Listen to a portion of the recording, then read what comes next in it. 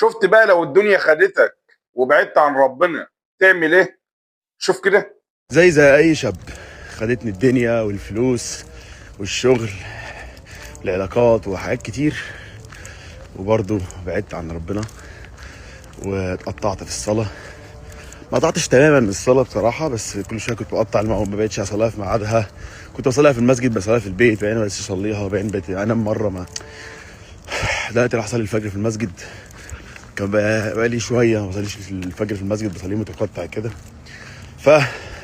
الموضوع بسيط، المهم ان انت ترجع تاني. يا ريت ترجع تاني، ارجع تاني، مش شريك، ارجع تاني.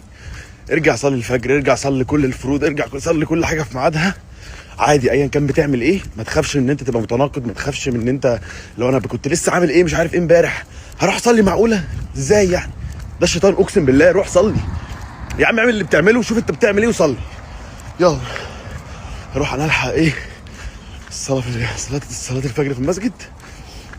يلا يا رب تخشوا الجنه كلكم، ولا اخش الجنه معاكم، ما تخليش الدنيا تاخدك بزياده. يلا سلام. ربنا يثبتك ويوفقك لكل خير يا حبيبي. اللهم ردنا إليك ردا جميلا. رب إني ظلمت نفسي ظلما كثيرا، فإن لم تغفر لي وترحمني لأكونن من الخاسرين.